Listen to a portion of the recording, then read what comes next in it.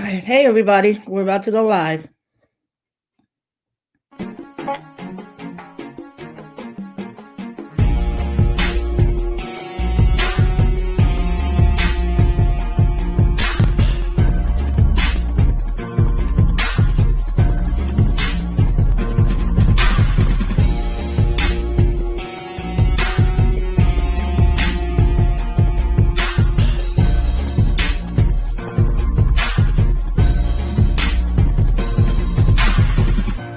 They don't want you to know the truth.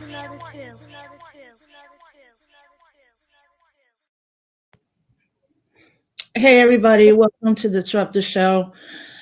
This is Rosa Clemente. I'm in Albany, New York, and there's a lot of curfews happening right now, so I don't know what's going to happen in the next hour, but I just want to thank everybody for being here. Thank everybody who's on the streets. We stream live on Tuesday, Wednesdays, and Thursdays on Facebook, YouTube, Periscope, every streaming platform. I'm sure there's a couple of more out there. But, I wanted to start today, and it's going to be, it might look chaotic, but what I'm trying to do before we bring on our guests is to help people or encourage people to build a narrative, right? Like our own narrative, but that also is one grounded in philosophy and tactics and political ideology, and listen, there's so much information happening. There's hundreds of cities who are protesting. They're showing maybe 10 at the most. I mean, these protests are truly, truly nationwide. And they're also international. There's people in Puerto Rico in solidarity, in Palestine, in German, London, Ecuador, Chile, like all these other places that are also dealing with the global pandemic, that have been dealing with economic inequality and globally, or as people would say, the global South. It all knows too well what we're seeing in our streets. And that's what I'm going to start with, because I don't think we are taking seriously enough, even though it's been less than 24 hours, right, of Donald Trump and his invoking of the Insurrection Act, right? So look, everybody can go to Twitter or Wikipedia and look up Insurrection Act. But it's an act from 1807, and it goes to give a way to get out of another act called Posse Comitatus, which says that the United States military can never engage in any domestic issue, right?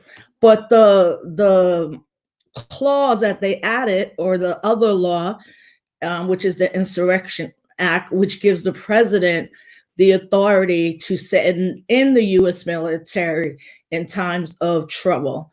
And the last time that was used was in 1807, okay, over 213 years ago.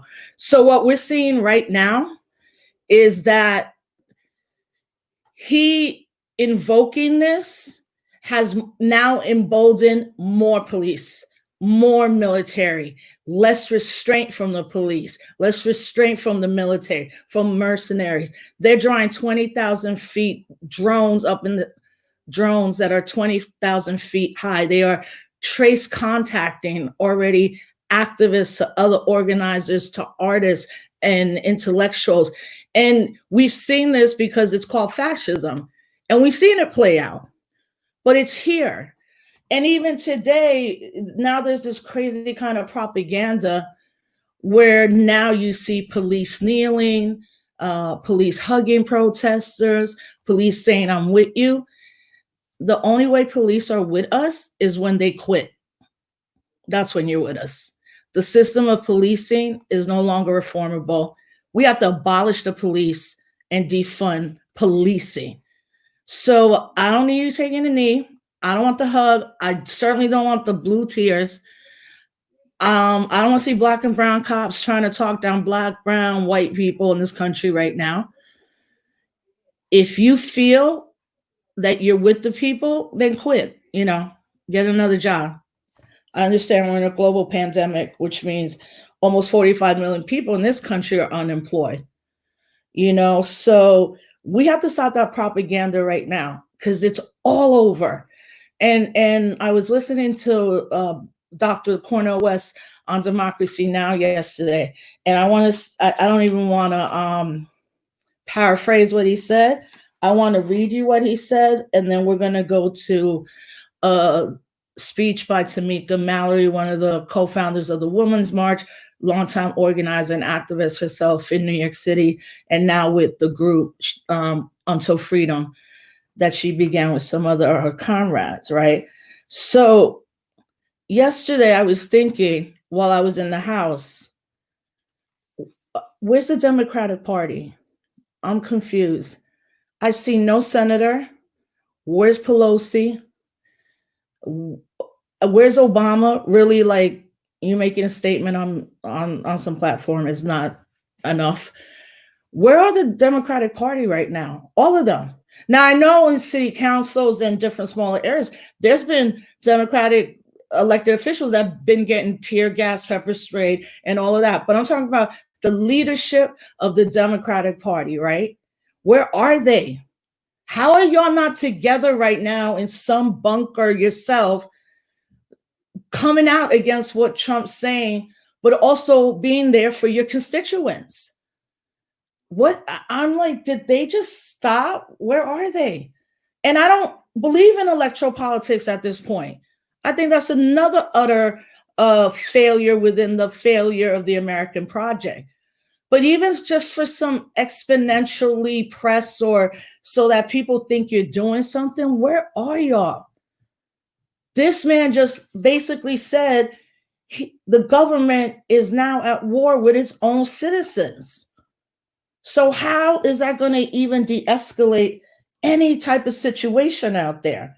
These are questions we have to talk about it. We have to interrogate. We have to understand there's a global community behind us, but that we as Black and brown people have to be more connected to our global Black brothers and sisters. We have to talk about internationalism, Pan-Africanism.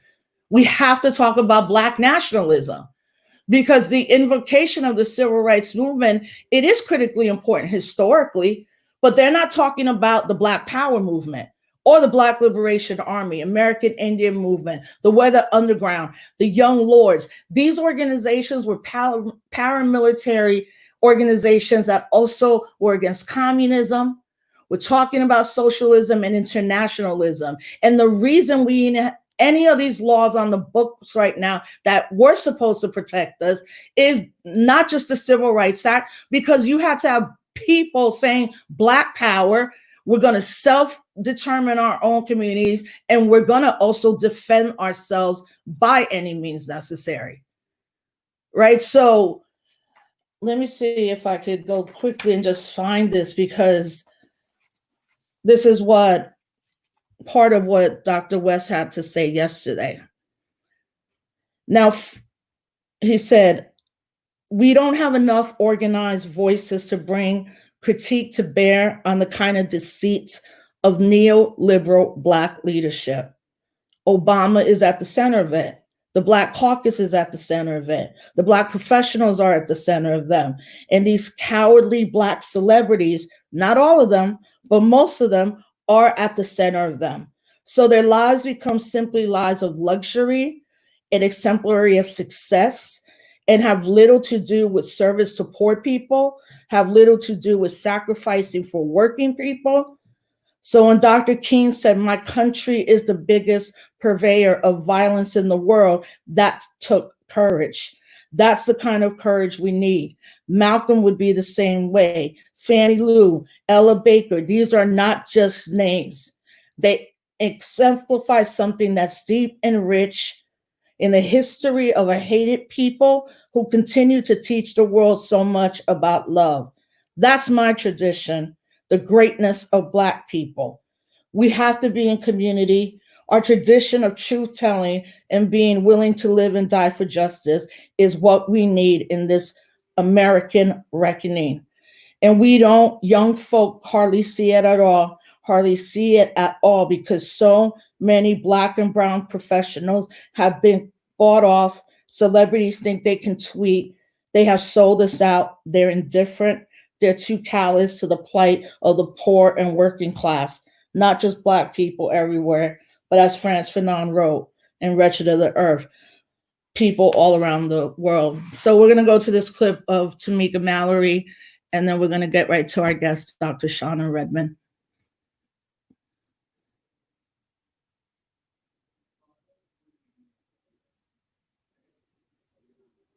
Reason why buildings are burning is because this city, this state would prefer preserving that white nationalism and that white supremacist mindset over arresting, charging, and helping to convict 4 officers who killed a Black man. That is the reality of what we're dealing with. This is not just a few cops doing things across the country. This is not a good cop versus bad cop situation. This is Ahmaud Arbery being shot down by white men on the streets of Georgia. Breonna Taylor being killed in her home. This is in New York City, where we were until freedom. We were just in New York fighting the police officers who, in the name of social distancing, were damn near killing Black young people on our streets. This is a coordinated activity happening across this nation. And so we are in a state of emergency. Black people are dying in a state of emergency. We cannot look at this as an isolated incident. The reason why buildings are burning are not just for our brother George Floyd. They're burning down because people here in Minnesota are saying to people in New York, to people in California, to people in Memphis, to people all across this nation, enough is enough. Yes. And we are not responsible for the mental illness that has been inflicted upon our people by the American government, institutions, and those people who are in positions of power. I don't give a damn if they burn down Target, because Target should be on the streets with us, calling for the justice that our people deserve. Talk about it, Tamika. Where was AutoZone at the time when Philando Castile was shot in a car, which is what they actually represent? Where were they? So if you are not coming to the people's defense, then don't challenge us when young people and other people who are frustrated and instigated by the people you pay. You are paying instigators to be among our people out there throwing rocks, breaking windows, and burning down buildings. And so young people are responding to that. They are enraged, and there's an easy way to stop it. Arrest the cops. Charge the cops. Charge all the cops. Not just some of them, not just here in Minneapolis. Charge them in every city across America where our people are being murdered. Charge them everywhere. That's the bottom line. Charge the cops. Do your job. Do what you say this country is supposed to be about, the land of the free for all. It has not been free for Black people, and we are tired. Don't talk to us about looting. Y'all are the looters. America has looted Black people. America looted the Native Americans when they first came here. So looting is what you do. We learned it from you. We learned violence from you. We learned violence from you. The violence was what we learned from you. So if you want us to do better, then damn it, you do better.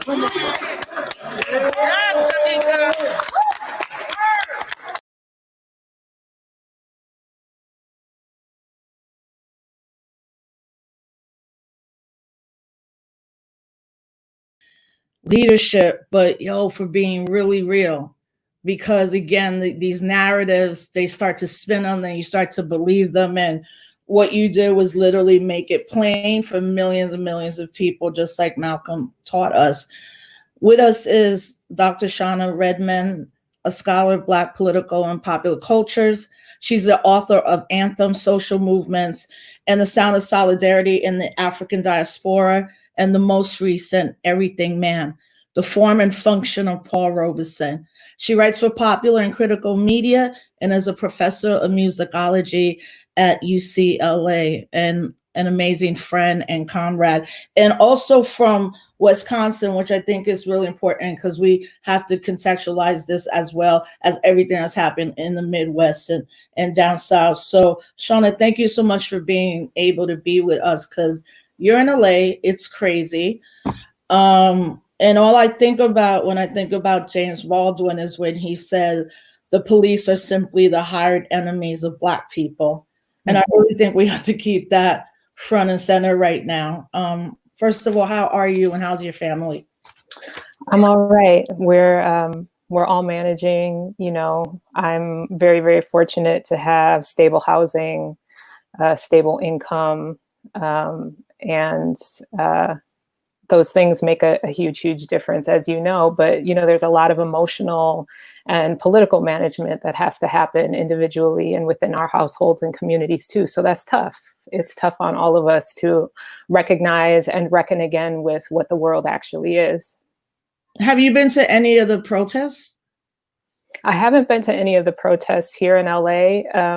I've been, you know, writing and supporting from home and trying to be mindful of my situation here. But I've been really pleased to see where some of these protests have been happening in Los Angeles. You know, the expectation is that everything was going to pop off south of the 10, that South Central was going to be the hot spot.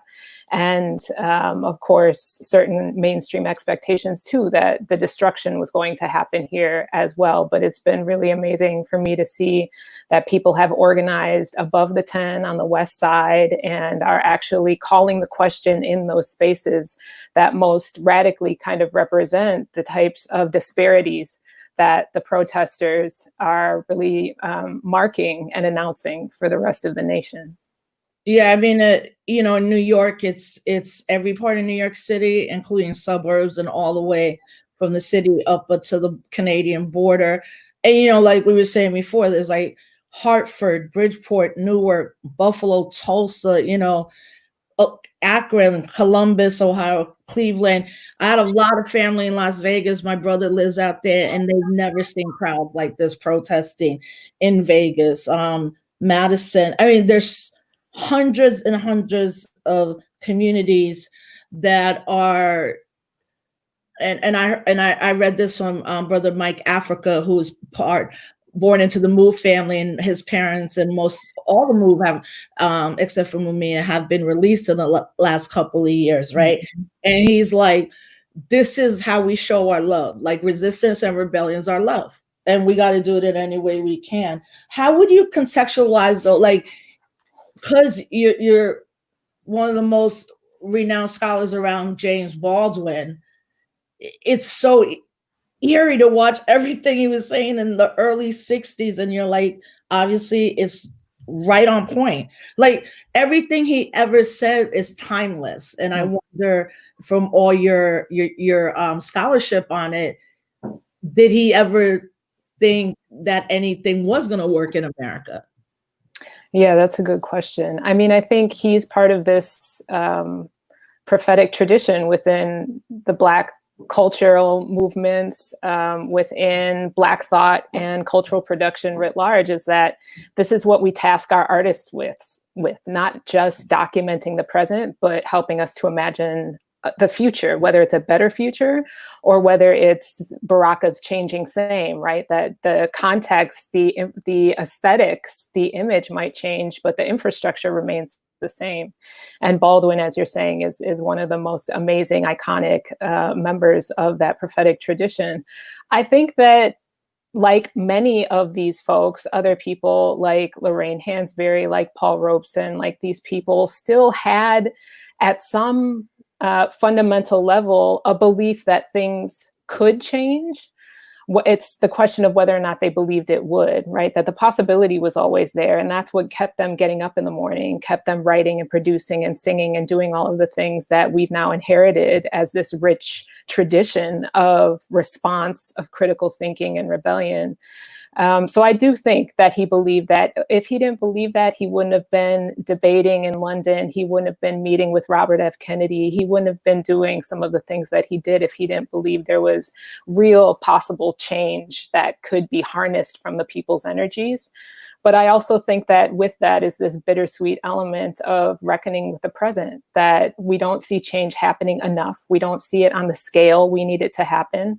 And actually, even in the wake of someone like a Baldwin, to see him taken up as so many sound bites rather as kind of a formative intellectual force and powerhouse.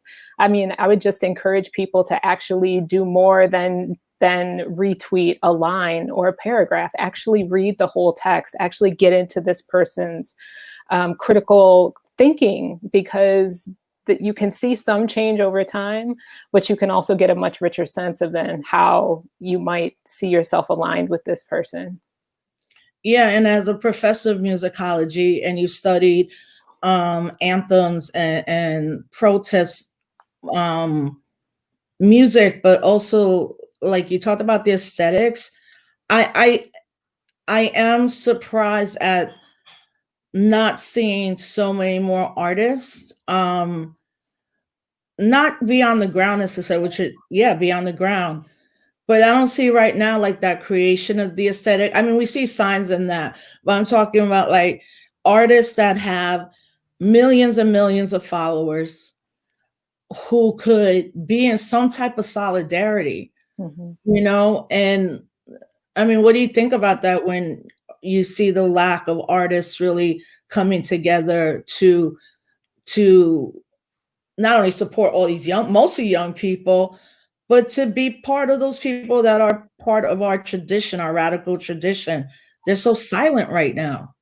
Yeah, I mean, I think that's part of the difficulty of having dedicated my career to studying these things, is that you don't see a Paul Robeson in this moment. And it's not that these people can be reproduced, but it is that these people have left us valuable information with which to pick up on those genealogies. And there are people who claim that they're in the tradition of a Harry Belafonte or other folks who have really put their resources and their fame on the line at certain points in history for racial justice, social justice issues, but you don't see them acting in any similar ways. And it's not just a fact of newer technology, because as you quoted from Dr. West, like this, it can't just be a kind of tweet fight. You can't actually, resign yourself to sitting behind a screen, sitting behind your telephone, and claim that you're making a meaningful move forward. There are some people who are quietly putting money towards it, which is helpful. I hope they're putting it in the right places, but so much of this is reliant on actually being in conversation with people. This is where the organizing is so crucial. And this is part of what makes someone like a Baldwin, a Robeson, a Hansberry, a Nina Simone, this is what makes them different, is that these people open themselves up to organizations. They open themselves up to being challenged. Not only were they physically present in these mobilizations, but they also were sitting down having many, many hours of backroom meetings with people about the types of challenges that these activists and organizers were facing and how they uniquely could intervene, that they were taking pushes from organizers rather than being out in the world and making agendas for themselves or trying to start nonprofits for themselves that kind of would ultimately go rogue. And I think that, part of the resonance of that is that we see it causing complications for cohesion, certainly, for coherence, certainly, but also being actually some of these moves actually interfering with larger broad-based scale movements. So for example, the Blackout Tuesday that's happening, right, that started very small. It's not clear to me that it started in conversation with any organizers or any organizations who are actually moving critical discourse. And so now the effect has been that it has become a way of diluting information for people who are using social media and the Black Lives Matter hashtag to figure out where the next mobilization is or where the next conversation is happening. The blackout has actually made it harder for people to get information. And so I think even as helpful as some of these media techniques can be, they have to be in concert with other people, because if you just go rogue, you could actually impede a lot of people's ability to meaningfully participate. Yeah, and what it really is that we're dealing with ultimately is the failure of capitalism, and this is a class war now. That's what we're really seeing, right? And so some of our people have chosen to be on the side of the 1%, period, and done it without any type of repercussion, right? But then in these moments, like you said, they're coming around and doing things individualistically for themselves, or for some reason, most of these Black artists, their entire teams are white, which I'm just like not only is your entire team white, y'all are all rich, and actually very cowardly right now. Right. I mean, you're cowards right now. What you're afraid of your brand? You're afraid of what? We're in a global pandemic. With the coronavirus might be here for years. Our people have been dying with so many other conditions. Now this, and people out there are making a purposeful choice to be like, I may contract COVID-19. Right. And that, so why? Yeah, I just can't not deal with any more celebrities. I think last night with Magic Johnson on CNN, I lost it. Because he's like, people go home. Dude, you live in a gated community in Brentwood, California. Or it's easy for certain folks to say, right? Yeah. I mean, I think it's important to point out that this has always been a class war, right? That race and class are always intertwined. It's always the fact of the possessed and the dispossessed. And that is economic, but that's also structural. And so to the extent that people are unwilling to actually grapple with how their comforts, their material and financial comforts, actually have allowed them to take shortcuts in their political thought or take shortcuts in their relationships to their communities, then those are the things that people actually have to wrestle with, because this is real life. This is not a drill. People are like going through it right now. And a lot of the people that we see out here in the streets risking their lives, their bio lives, right, as you're pointing out with the pandemic, are the people who are actually the service workers in the grocery stores, the delivery drivers, all of these folks who already are living under a classed formation that is making them vulnerable, right? So not only are they more vulnerable now due to the pandemic, but they've been vulnerable and they know these conditions. And this is part of what makes Black rebellion unexpected for some, but expected for us, right? Because we know that these conditions, we've lived this before. This is not a surprise. And the fact that folks are rising up in response to it, this will continue to happen until those structures are fundamentally upturned. So, I think it's important that people always think about this as a race and class situation. It's not just about race, because race doesn't exist in a vacuum. It's always a relationship to power, which means economics are fundamentally involved. And the more that we can call on people with a platform to actually do the work of meaningfully understanding these interconnections, the better. But this is the vulnerability that they're facing, right? They're not facing the vulnerability in the streets because they're not present in those ways. They're facing the vulnerability, as you're saying, to their brand, to their reputation globally, to their future business endeavors, all of these things. That is just massive accumulation on scales we can't even imagine, right? And if that's your ambition, then just say it. Just be that, right? Yeah. Yeah, definitely just be that. Do you stay out, literally stay out the way. And within this, capitalism and the system can adjust very quickly, which is why I'm sure now some of these cops are kneeling, which is, of course, the other 3 cops are going to get arrested. Obviously there's going to have to be some mostly white sacrificial lambs for the system to keep going, but in terms of what Trump did yesterday with the Insurrection Act, and I know that that's not your complete purview, of course, but as a Black scholar, how do we think about that? Because I think people think it's just funny. Oh, I mean, it wasn't funny what he did, but they're just like, that's who he is. without really understanding that as of yesterday, the military can now be on the ground against its own citizens, which is different than the National Guard. Right. There's a U.S. military. We're talking about the Air Force, Marines, all of this. Right. Is that, well, it's happened before, but how should people not be taking that really lightly, what he did yesterday? Yeah, I mean, I don't think we can take anything he does lightly. I mean, he's a buffoon and a clown, but that doesn't mean he doesn't have impact. He has the levers and the pulleys behind him to actually make his BS fly in ways that will materially impact our lives. So his invocation of the Insurrection Act, that's real. And it's important to note that other governing bodies have taken advantage of these laws from the period of enslavement as a means of enacting kind of criminal, to my mind, actions against their own citizens. So there was a law that was dredged up in the case of, oh my gosh, I'm blanking on her name. It'll come back to me. But there have been a number of instances in which these laws from the enslavement period have been drawn out to actually constitute some kind of modern sensibility around law and justice, law and order, rather.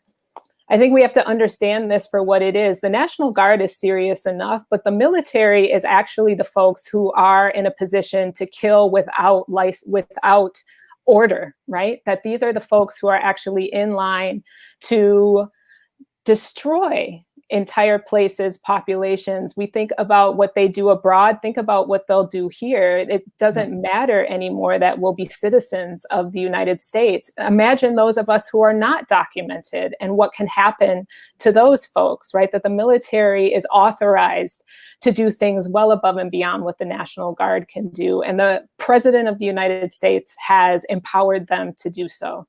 So I think the scale of this is really, really crucial to pay attention to. So Dylan Rodriguez, who's a scholar at Riverside, has talked about the low intensity warfare that's been happening at least since the 1980s against Black and brown peoples. It's no longer low intensity. When you're calling the military on your communities, that means that everything has been ramped up, and you have to imagine that people will respond accordingly. So the person that I'm thinking of is Joanne Little, right? The first person who used sexual assault as a defense used self-defense as her plea for acquittal against charges of manslaughter. She was sexually assaulted by a guard while she was incarcerated and was able to escape. And the governor of South Carolina actually pulled out a statute from the days of enslavement as a means of then allowing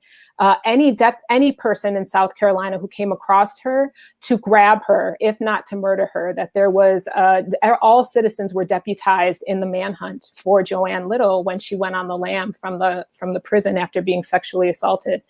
So that the fact that these statutes are still on the books, right, means that they're available for use. And we actually have to bring in our critical law thinkers, our critical law theorists, as folks who might guide us in actually understanding, well, where are these pockets of legislation that can then be mobilized in ways to enforce a new order in the United States in response to the rebellions that, as you're saying, are happening all over the place on every type of scale, from rural areas to the largest of cities.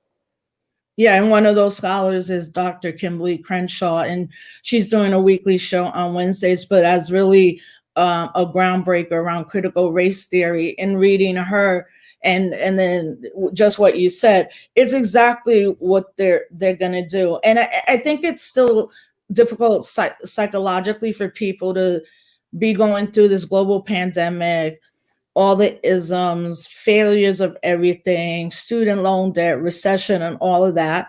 Then they're out on the streets, not for 1 or 2 hours, 12, 14, 15, 16 hours a day. And, people are not leaving the streets. This is not going to happen.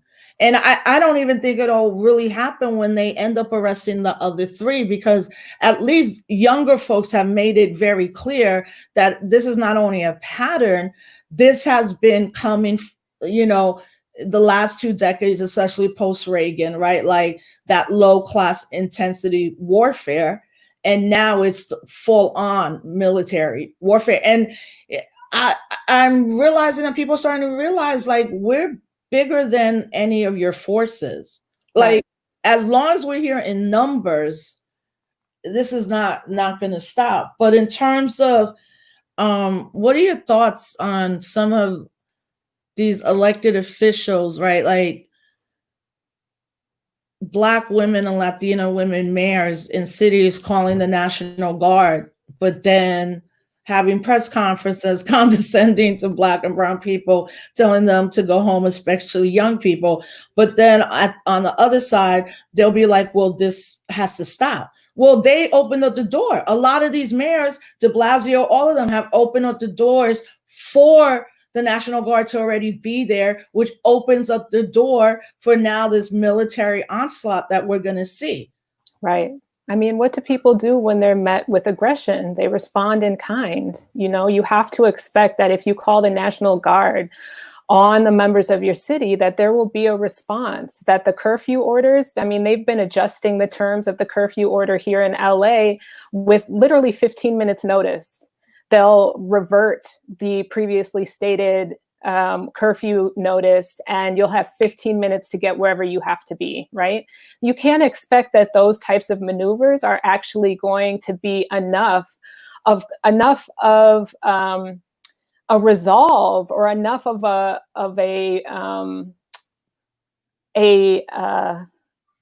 curfew orders are not going to be enough of are not going to cause enough fear in the hearts of the protesters to actually move them from where they're at. Not only are they being put out in bad faith because you're not giving people time to get anywhere, especially in a city like Los Angeles, but also you recognize that that's just another abuse of power, right? And under these circumstances, when you're having your press conferences and you're saying, we care about you all, I am opposed to what happened to George Floyd, not to mention Breonna Taylor, all of these other folks who have been taken from us of recent. It's in bad faith that you would actually establish these types of rules and regulations when you've already authorized someone to point a gun in my face. Like, those types of things don't jive. You don't want me safe when you're allowing someone to point a gun at me. And I think that they have to actually reckon with all of the contradictions that their orders are bringing to light. And the protesters understand that. Those of us who are watching and caring for those people understand that the contradictions are too dense for them to actually wiggle their way out of it. They need a complete evacuation, and they need to actually wrestle with the stakes of this issue right now, because it's not about property. As much as they want it to be about property, this is not about property. People are actually out here making a statement and fighting for their lives, literally, in recognition of the fact that any of us can be taken at any time. And if you can't understand that radical vulnerability enough to actually mobilize against it effectively, then you're just a part of the problem. Yeah, and I mean, I heard Patrisse Cullors say it on Saturday that people are not protesting against Black death, they're protesting for Black life, you know? Right. And while we continue, I wonder if, Tandi, can we pull up any videos from some of the cities or any clip you think me and Shana should look at, and we'll respond together, you know? And while we pull up some stuff, you know, it's speaking about LA, I think I was shocked when I heard Patrisse Cullors, one of the co-founders of Black Lives Matter. I knew the number was high. I didn't know it was this high. That in LA since 2012, there have been 601 deaths at the hands of the LAPD. That's like, it's devastating. I mean, I don't know if everybody does know that LAPD is the epicenter of Black and brown people, mostly African-American men, women, houseless, and trans and queer Black folks being killed by the LAPD. Mm-hmm. But, you know, I found that number sobering, but also the new police chief is acting, and Garcetti are acting like they literally don't understand why their police are wilding out. Right. As if it's not an established practice and pattern. Yeah. Well, because I mean, and this is part of the naivete that these newer administrations can portend, right? Is that I inherited this problem. Things have been so much better since I've been in office. Blah blah blah blah blah. The new sheriff, the new mayor, whatever. While at the same time, those people in those positions are not correcting for those heinous acts, nor are they actually charting a better path forward. I've been hearing sheriffs and other law enforcement saying every single day for the last week, if you loot, we'll get you. If you're in these streets, we will get you, right? In as plain a language as one can possibly make it. This is not compassion. This is not care. This is not concern for someone's safety. This is about law and order. And they see it very, very narrowly. And it's always militarized. It's always aggressive. And you are always going to be on the wrong side of it if you are not wholly beside the law enforcement officials and the governing bodies of the city. Yeah. We're going to see some video of maybe some of the protests in other cities we haven't heard about.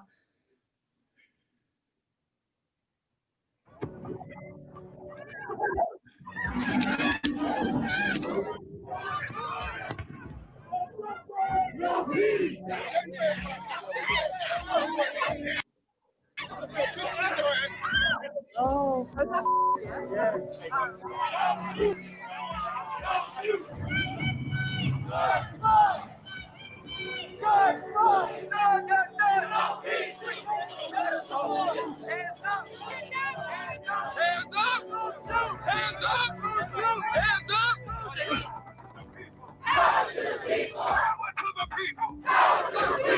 whenever I see a black police officer, I feel a lot safer.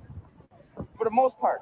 For the most part. But I just want you to know that, bro. We look to y'all and hold the other officers accountable, man.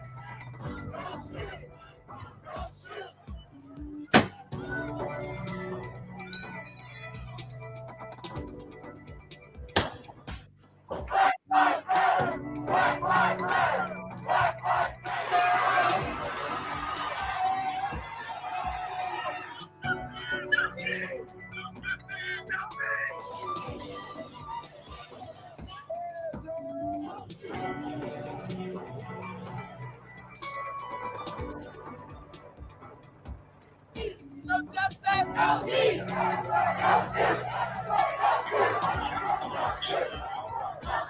We can't breathe.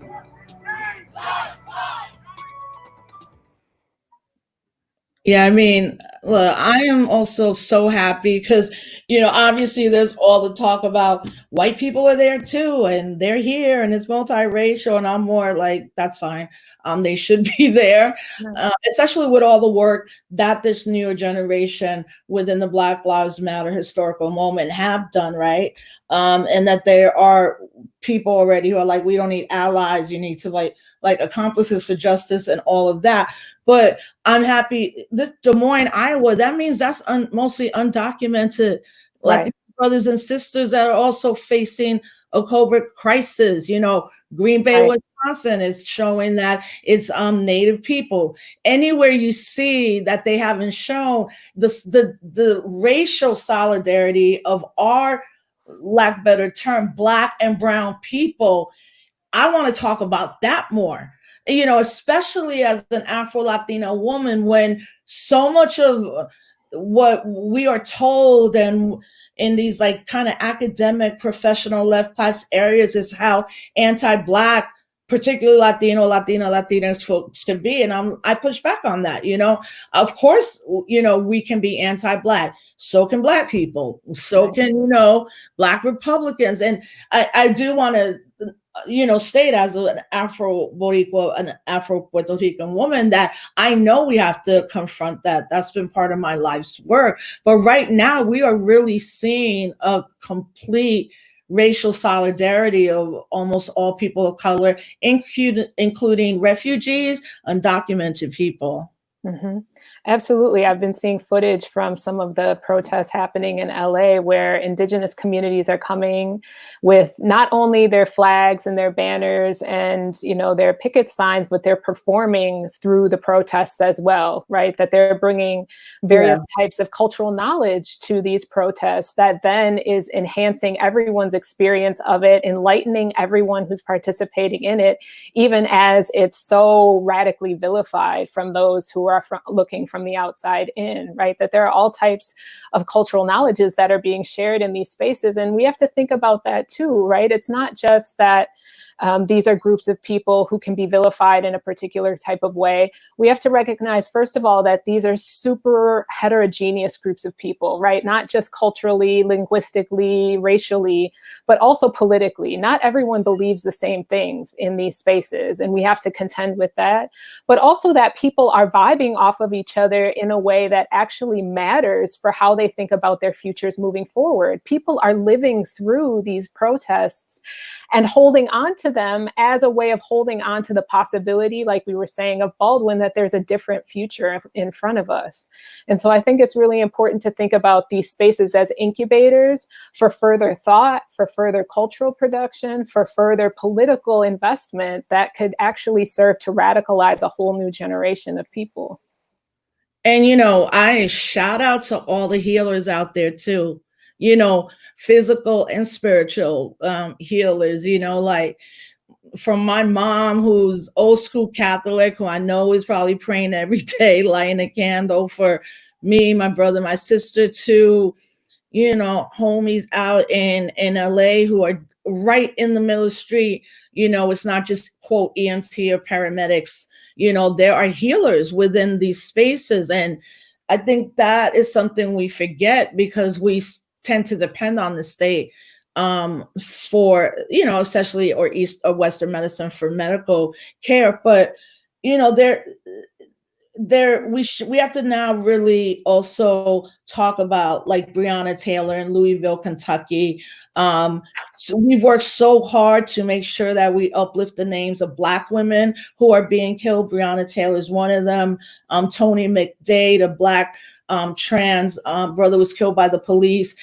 I think a day after the George Floyd in Memphis, Tennessee. And then the Louisville police or the National Guard killed a restaurant owner who was protecting his own property. And his name was David McKay.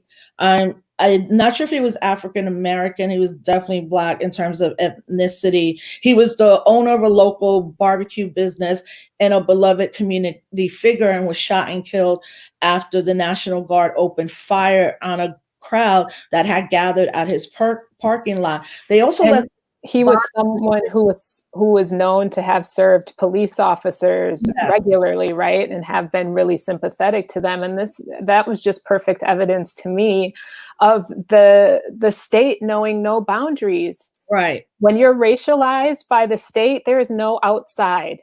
And this is where, the Afro-pessimists have something right. This is where the state actually intervenes completely and thoroughly. And I think what you're saying about us relying on the state for our healing practices, we have to be mindful of the ways that we rely on the state for our language and rhetorics too, not just how we see ourselves as racialized subjects or as subjects with certain inalienable rights. We need to dead all of that. That is not the way of the world.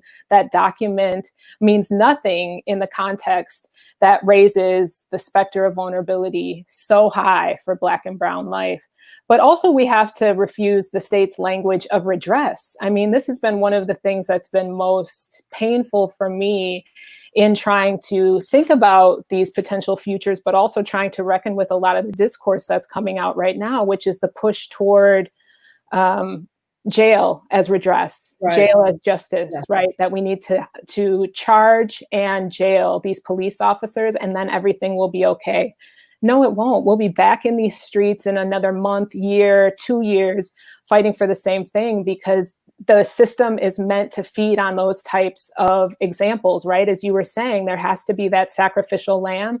Let them put old dude in jail. That is not going to actually adjust any of our daily experiences with the state. And so we have to be thinking beyond those means and measures. We can't call for incarceration. We actually have to first be thinking about abolition, because that already entails with it a different vision of democracy, a different distribution of resources. It means all these things that might actually make for a possibility in which we no longer have to rely on the state to identify and protect us in the ways that we're meant to now. Yeah, and I also wanted to just bring this up. Nina Pop was a Black trans woman that was also killed recently, you know. And for me, like you said, aesthetics is so important in visuals, and there's so many memes. But I just like, you know, I just want folks to know, like, you know, it is George Floyd, and it is bigger than him. I think what we witnessed with George Floyd was like 9 pure minutes of anguish, of a real public lynching, and that people were there recording and probably like, should I stop recording? Do I go in? And there's a lot of guilt, you know, for those 4 people that did shoot the video. And then a lot of us will be like, no, like if you would have said, then all of you would have been dead. Mm-hmm. But I was told by an activist, artist, I did an interview on Saturday, maybe on Instagram, with Maria Issa, and she was saying that they also knew each other, that Derek Chauvin knew who George Floyd was, because they had been security at a well-known hip-hop establishment. I saw the interview with the woman who runs it, and she's like, oh, we always knew he was racist. And I'm like, but you kept hiring him for 12 years? Right. You know, and this is what makes, you know, some of these demands or redress movements, you know, this is the whole abolition versus reform kind of argument. And I think that there are meaningful reforms that can happen in the interim toward abolition, right? So for example, the University of Minnesota cutting all contractual ties with the Minneapolis PD, that's huge. And those are the types of reforms that mean something. Not just the university system, the Minneapolis public school system too. Now, right, exactly. So these are the types of reforms that actually mean something, right? So for that woman, knowing that her employee was a very, you know, proud racist, that would have been an opportunity to actually take some action. That doesn't fundamentally adjust his racism, but it does actually make a certain type of statement for what we will accept in these establishments, what we'll accept in our communities, and the people who we won't make vulnerable. Because ultimately, in hiring these racist organizations, you are making all of us vulnerable to those types of assaults and attacks. So those types of reform moments, I think, are important to pay attention to as they get us closer to this future possibility of abolition. Yeah, and you know what? If folks want to see what an anti-Black Latina woman looks like, that was her, because she's Latina, you know, and she knew it. And I think we have to talk about that and out her out, honestly, because it's also like, who called the police on George Floyd? You know, it's like the woman, Amy Cooper, like, you know, white and anti-Black people who keep calling 911, like, we got to redress that situation too, you know. And even that language of looting, you know, I think Davey D wrote this, or maybe he probably got it meme. I got to be honest, the worst looting I've ever seen happened years ago a few weeks ago, when corporations collected over $500 billion in stimulus money. And it's more, it's $2 trillion. Because now people are figuring out you can print money, you could give people their little $1,200. But you know, let's talk about what that looting looks like. That has made all our communities vulnerable, you know. So I don't know if we have any more video of anything else. So I'm going to see before we start to wrap up. I usually go longer, but I'm being totally respectful of everyone's energy right now. And like the 8 o'clock hour in New York means something now. The 5, like, we don't know what's going to happen in 10 minutes in Albany, New York. I do know that in Albany, New York last night, there were tanks on our street. Like, I was explaining to people, Albany is the capital. It's a very, very small community, very impoverished community, very working class. And before I let Shana have the last word, I wanted to share this because this happened last night. And I'm sure Shana and everybody who's watching us, you know, we're getting calls from our friends, family, like people are mental health, they're people I never thought would cry, and I'm a crier, so I was like, people I never heard this angry or upset are calling me. And in fact, the other night, I'm not just throwing out his name because I think it's important. I'm not just trying to name drop, but I Chuck D called me and we were on the phone for over an hour. And I said to myself, anyone who's met him, worked with him, he's like just real steady.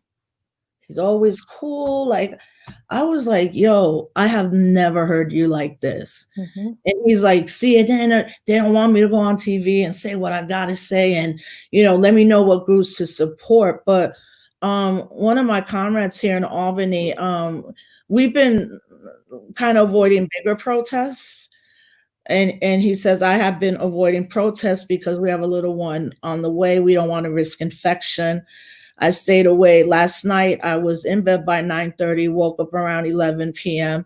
I checked Facebook to see that the protests had moved to a block from my house. I went outside just to see if anyone had come down the block. After a little bit, I heard the police coming up the block at a slow pace. I see a young woman walk towards the police with her hands in the air. At this point, I see the police are coming up my block in an armored vehicle with 40 officers in riot gear.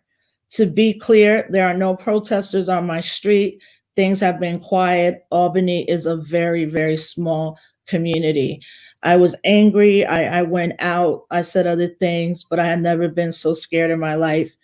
I went to my bedroom and hyperventilated, and he posted this. His name is Victoria Reyes. We've been comrades for a long, long time. And when he called me last night, I was like, I straight up was like, shit, who died? Like, the thing in his voice. And then when I heard him explain this, I'm like, yo, they're in Albany in tanks and throwing tear gas in Albany, New York. Right. What the hell does every other, especially like you're from Wisconsin, what have you been hearing from like your family and what it looks like? I think you were born in Racine, right? Yeah. What have they been telling you about what Wisconsin and Racine, Green Bay, all of that is looking like for them? Yeah, I'm not hearing much out of Racine in particular, but I know, this is a state that is dealing with a radical assault from the conservative right. They've busted the state unions. They have broken the UW system. They are electing conservative sheriffs and other officials throughout the state, shutting down every opportunity to actually slow the spread of the pandemic. So forcing people to go to the polls to vote, as we've heard, and things like this.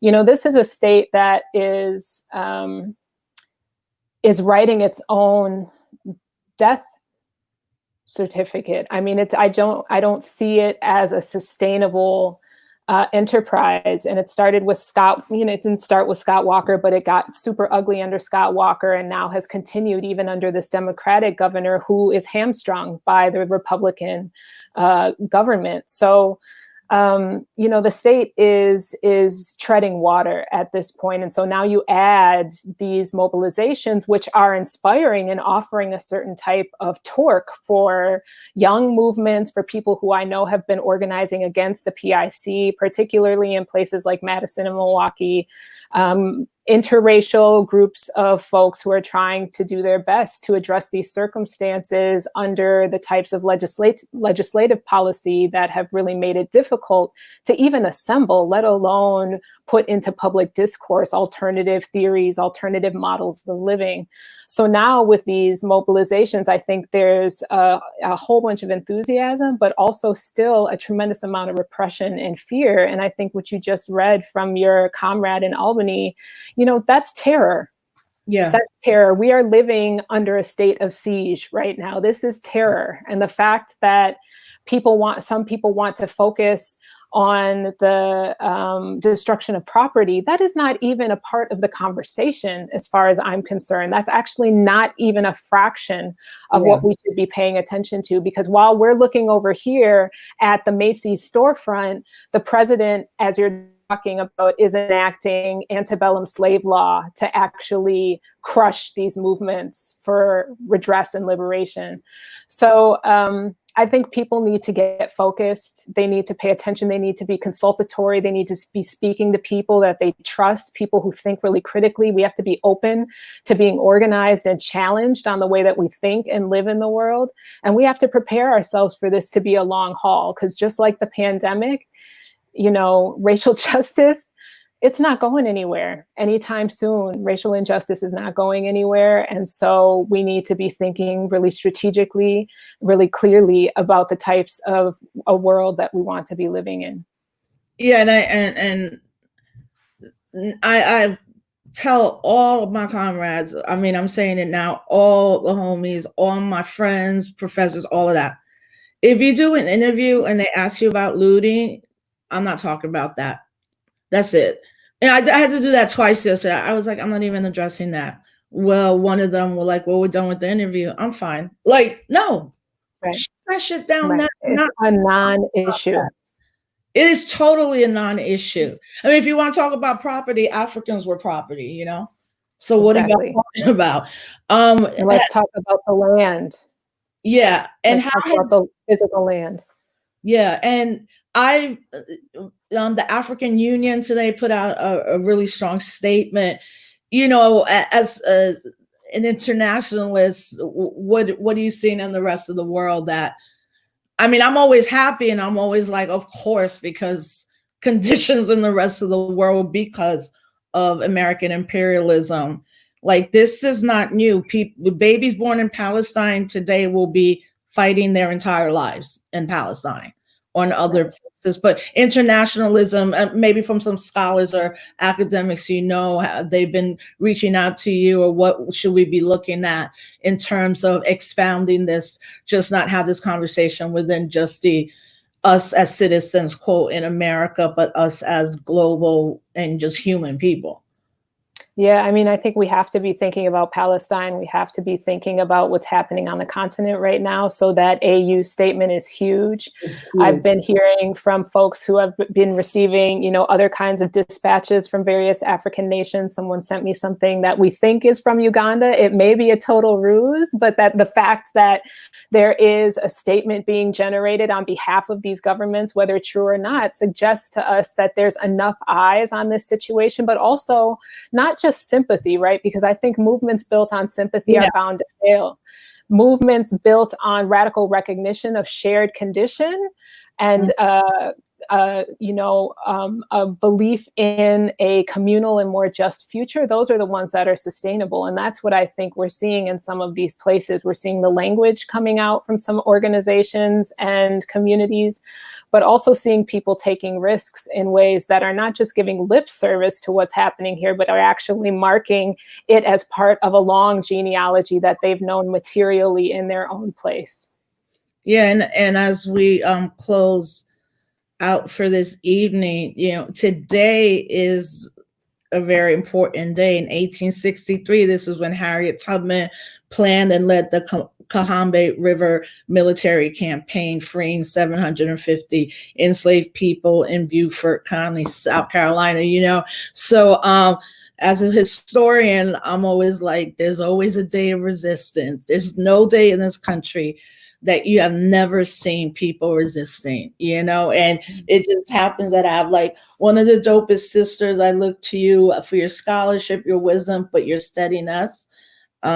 You know, I think we need people in our lives, people like me, like, you know, let's think this out, be steady, you know.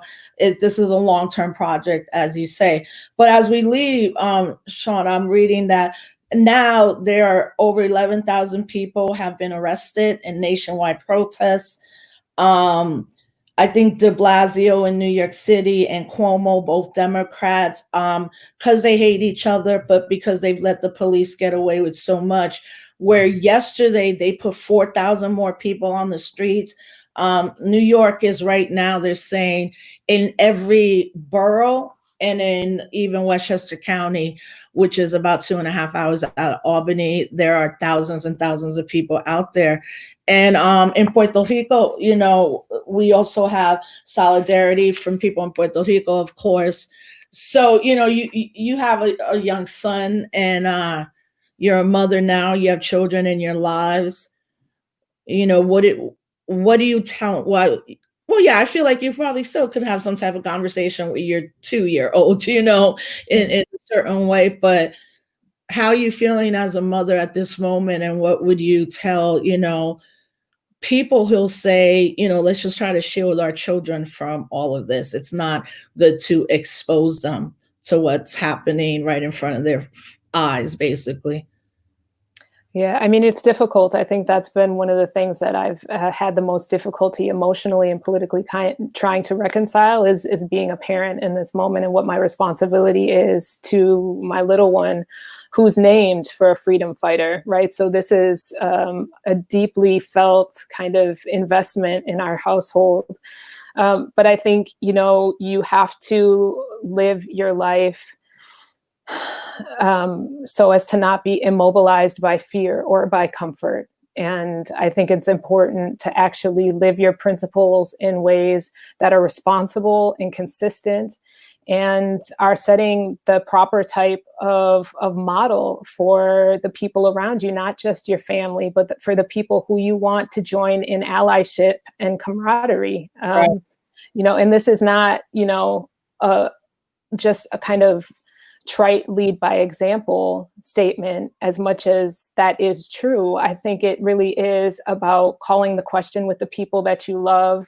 It's about having tough conversations. It's about showing up for people, people who may live and look like you, but people who may not, but who you need to actually be in solidarity with as a means of everyone's collective survival.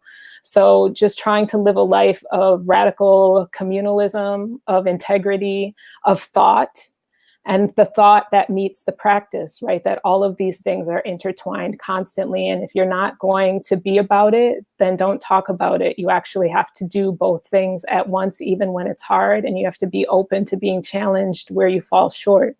So I thank you for being one of those people for me. And I just look forward to carrying forward the types of genealogies that have been laid out for us, the types of radical integrity that people have demonstrated, because that's how we're here. That's how we're able to actually motivate ourselves to face another terrifying, beautiful day. Yeah, and shout out to every parent, guardian who raises their child in movement. You know, as someone that wasn't but has raised my daughter, it breaks my heart to see her have to post something on Instagram at 15 and then see her be so politically clear. But then it is not just about me being her mother, it's the movements, her family, you know, and we can't hide it. You know, these children know. I mean, they've been dealing with climate catastrophe and now a global pandemic and now the catastrophic effects of policing in our community. I'm really so grateful you were able to be on tonight and just share. And selfishly, I just want to see you, you know, so like, I want to get on. I want to see you too. See everybody, including our producer Tandy. But you know, listen, folks, we are literally like a 2-woman team. So yeah, I'm putting up pictures, and you know, it is what it is. But if you want to help us out, just hit us up at disruptthechaos@gmail.com. We're so grateful to our sponsors right now. I really believe in what Stanley Nelson said yesterday, that this is moment we cannot let go, and that it has to be Black and brown people that tell our stories. Youth Effects V-Day, Mokata, and today the Creative Justice Initiative and Corridor Afro has become another sponsor. Shana, give out your information where folks could reach you at, because I feel like when you make a tweet or an Instagram, it is that dope. And I read, and I actually print them out. I'm kind of corny, but that's what I do. Love that you're keeping an archive. That will be I do that the rest of my life and shut up if I could. Well, I probably wouldn't shut up, but go ahead. So on Instagram, I'm Shana L. Redmond, and on Twitter, I'm at Shana Redmond. Yeah. So thank you, sis. I know I'll see you soon, and I'm just wishing you and Sarah and your baby just safe, because we're not safe anywhere right now. But safety and love, and I will talk to you soon. Thank you for joining us tonight. Thank you. Peace and justice. Peace and justice for sure. Love you. Love you. All right, everybody. So thank you so much for joining us. Thank you to Tandi, our producer. Again, for anyone, $5, $10, sponsorship, or in-kind resources, you know, if you want to help us with video graphics, help us edit more video and all of that, we can do a little bit more. You know, with the show, we're just grateful. We've had so many incredible guests, and the response has been incredible from everyone watching. So tomorrow we will be having on together Eve Ensler, who has changed her name. Eve Ensler is known for founding V-Day, an organization to stop violence against women and girls all around the world. Her new name is V. She will be with us, as well as Naomi Klein. And I chose tomorrow to have two white women that I see as definitely accomplices for justice. And I think it's critically important that white folks go collect other white people. And I know these two white women are those two type of white people. So I encourage people in advance, you can hit me up, so not to overwhelm Tandi with some questions at clementerose@gmail.com. So we will have some questions ready. But I do want to have a very raw and honest discussion, particularly with white women. We definitely are clear that white men systemically are problematic and uphold the system of patriarchy. But a lot of the incidences that we are seeing, especially the 911 calls, so many in the last 2 years, have all been perpetrated by white women for the most part. And we need to ask some questions, and we need white folks to support organizations on the ground and really not come into our communities, particularly instigators. And when I say that, is we have to be clear that the police is putting in infiltrators that will throw firecrackers at the police and then run away. I am never one to tell anybody what to do, but I do know if you go and Google Albany, New York last night, there were two white young men who kept throwing firecrackers at the police. And everybody's calling them out. The police wouldn't stop them. They kept throwing the firecrackers. And finally, a sister took his backpack, exposed. I mean, he had things to make a Molotov cocktail. She grabbed them and she kind of slapped them up, you know, and I was like, that might need to happen. Because as someone said on the stream last night, there's a lot of white people right now playing out their Mad Max fantasy, but we're the ones that will suffer not only physically and mentally.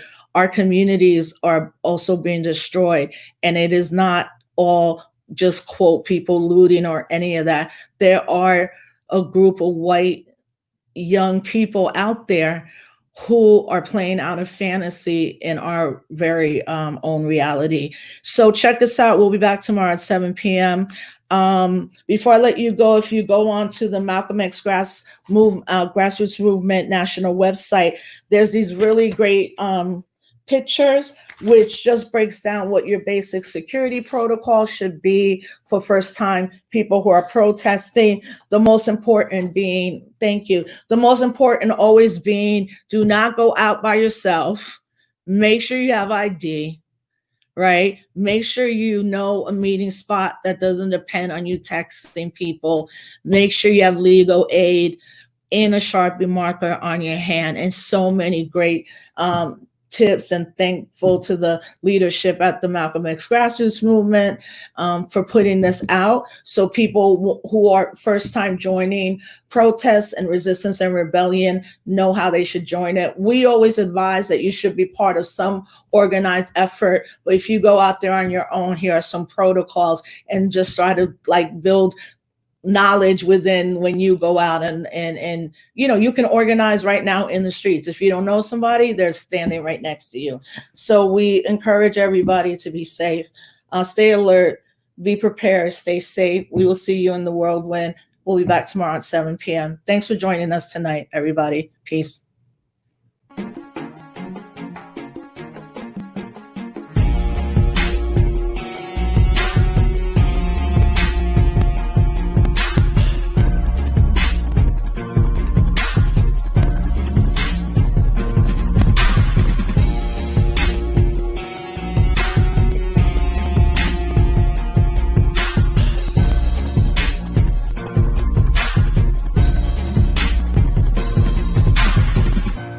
They don't want you to know the truth.